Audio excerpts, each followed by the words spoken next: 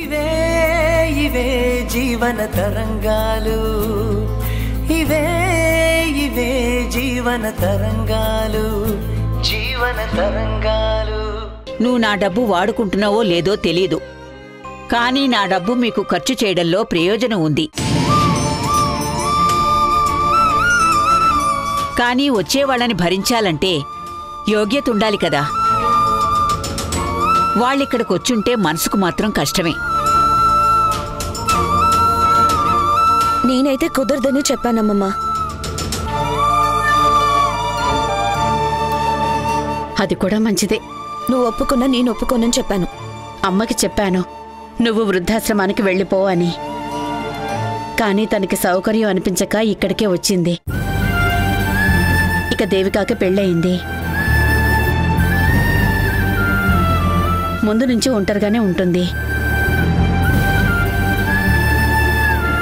అక్క చెల్లెళ్ల సంబంధం వేరు. వాళ్లని వద్దని కానీ రమ్మని కానీ హక్కుగా చెప్పలేదు. నాకు ఇబ్బంది అవుతుందని మాత్రమే చెప్పగలదు. ఇక మిగిలిపోయింది కీర్తి. అవును, నేనే నీ గుండెల్లో కూర్చుండిపోయాను. అవునరా, నువ్వు నా గుండెలోనే ఉన్నావు.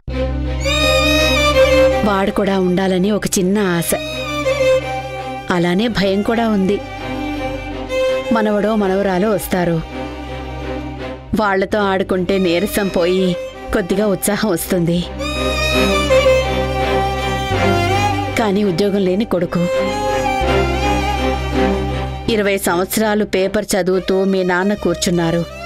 ఇప్పుడు కొడుకు కూడా అక్కడే కూర్చోవచ్చు.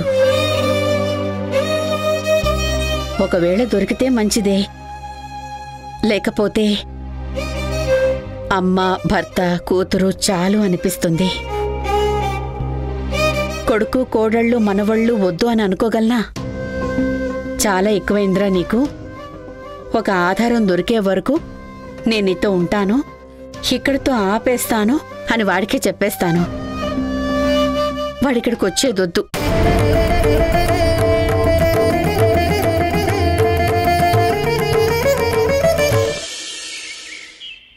వద్దు, ఇక్కడికి రావద్దు. కుదరదురా. నువ్వే ఇలా అంటే నేను ఎక్కడికి వెళ్తానమ్మా? నన్నడక్కు. అమ్మా ప్లీజ్, కష్టమవుతుంది. జాబ్ మానేశాను. కొత్త జాబ్లో జాయిన్ అవ్వడానికి 3 నుంచి 4 నెలల టైం పడుతుంది. అక్కడే ఉండండి జాబ్ దొరికే వరకు. మా ఖర్చులకి డబ్బులు లేవు. దీపకు రెగ్యులర్ చెకప్లు, దగ్గరలో డెలివరీ ఉంది. హాస్పిటల్ ఖర్చులు చాలా అవుతున్నాయమ్మా. నీ దగ్గరుంది ఖర్చు పెట్టుకో. ఎక్కడుందమ్మా?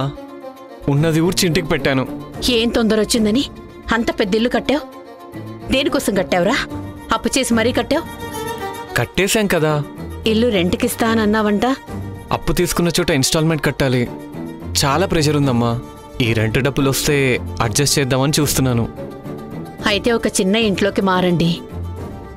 డబ్బవసరమైతే నన్ను అడుగు, నాకు చేతనైన సహాయం చేస్తాను. ఫైనాన్స్ కంపెనీ అప్పు గురించి నాకు వదిలే, నేను తీర్చుకుంటాను. కొడుకుతో కూడా అంత పట్టింపు ఎందుకమ్మా? అంటే నేను ఇంటికి రావద్దంటావా? అవును, నాది పట్టుదలే. నువ్విక్కడికి రావద్దురా. ఇంత మంచి ఇల్లుంది. అవును, వదిలి వెళ్ళింది నువ్వు, వద్దనుకుని వెళ్ళింది నువ్వురా. అప్పుడేదో బుద్ధి తక్కువ అలా చేశానమ్మా. కాదు, స్వార్థం ఎక్కువయ్యి అలా చేశావు. అప్పుడిక్కడ కష్టం ఉంది, అందుకే నీ సుఖం నువ్వు చూసుకొని బయటకు వెళ్ళిపోయావు. సరే అమ్మా, ఇప్పుడు బుద్ధి వచ్చింది. చూడు, నువ్విక్కడికి ఎందుకొచ్చావో నాకు తెలుసు. నువ్వు నా కొడుకువి, నిన్నెత్తుకొని పెంచాను. నీ ఎత్తులు నేను అర్థం చేసుకోలేనంటావా? ఇక్కడుంటే నీ పూర్తి బాధ్యత నేను తీసుకుంటాను. డబ్బు గురించి ఆలోచించాల్సిన టెన్షన్ ఉండదు. నా జీతం ఉంది. నా డబ్బులు సరిపోకపోతే కీర్తి, అమ్మమ్మ సంపాదన కూడా ఉంది. నేనంత కమర్షియల్గా ఆలోచించలేదమ్మా. కానీ నేను ఎమోషనల్గానే రియాక్ట్ అవుతాను. ఎంతైనా కన్న తల్లి మనసు కదా, అలాగే ఉంటుంది. అది నీకు కూడా తెలుసు, అందుకే వచ్చావు. చిన్నప్పుడు ఏడిస్తే కడుపు నిండా తిన్నావో లేదో అని తినిపిస్తే ఏడుపు ఆపేవాడివి. అప్పుడు నీకు తినిపిస్తే తినే వయసు. ఇప్పుడు నీకు ఏ టెన్షన్స్ లేకుంటేనే కడుపు నిండా తినే ఏజ్ నీది. అమ్మా, నేనేం నీ డబ్బులు అడగనమ్మా. నువ్వు అడగవు, మేమే ఖాళీగా ఉన్న నీ జేబు నింపాలి. డబ్బులు లేక చిన్నబోయి కూర్చుంటే చూస్తూ ఊరుకోలేం కదా. నేనే కాదు, నీ చెల్లి, వేలు పట్టి నడిపించిన మీ అమ్మమ్మ అందరూ తలో చేయి వేసి సహాయం చేస్తారు. రేపు నీకు బిడ్డ పుడితే తల్లికి బిడ్డకు సేవలు చేసే భాగ్యం, బాధ్యత రెండూ మాకే కదా. ముగ్గురం ఉన్నాం కదా వెట్టి చాకరీ చేయడానికి. నా జాబ్ పోయి హెల్ప్లెస్గా ఉన్నాను, అందుకే ఇలా మాట్లాడుతున్నారు. అదే నేను మంచి పొజిషన్లో ఉండి బాగా సంపాదిస్తుంటే ఈ మాట వచ్చేదా? నువ్వు ఏ స్థాయిలో ఉన్నా నీది ఎప్పటికీ నా కొడుకు పొజిషనే. అందులో ఏ చేంజ్ ఉండదు. అవసరాలను బట్టి చేంజ్ అవుతున్నది నువ్వే. నీకు అవసరం లేకపోతే ఈ ఇంటి తలుపు తట్టేవాడివా? అమ్మా, నువ్వు ఎప్పుడిలా మాట్లాడలేదు. ఎందుకంటే నువ్వు నా ముద్దుల కొడుకువి. వాడికేం తక్కువ? చేతులకొకరు కాళ్ళకొకరిని పెట్టుకుంటాడు. ఇలా చుట్టూ ఎంతమంది నౌకర్లు సేవ చేయడానికి ఉన్నా తల్లిగా నా కొడుకును నేనే చూసుకుంటాను అని మురిపంగా పెంచుకున్నాను. కానీ నువ్వేమో నీకంతా సవ్యంగా ఉందనుకున్నప్పుడు మమ్మల్ని వదిలేసి వెళ్ళిపోయావు. అప్పుడు కూడా మమ్మల్ని మర్చిపోకుండా ఉంటే ఈ రోజు నేను ఇలా మాట్లాడాల్సి వచ్చేది కాదు. ఆ రోజు తెలియలేదు. అప్పుడు తెలియలేదు, వదిలే, అదంతా గతం. అయినా నాకు మంచి పాఠం నేర్పించావురా మహేష్. నువ్వు కొడుకువు కాబట్టి నువ్వు నీకు ఎలా నచ్చితే అలా మాట్లాడొచ్చు. అమ్మ దగ్గర నీకు ఆ హక్కు, చనువు ఉంటుంది.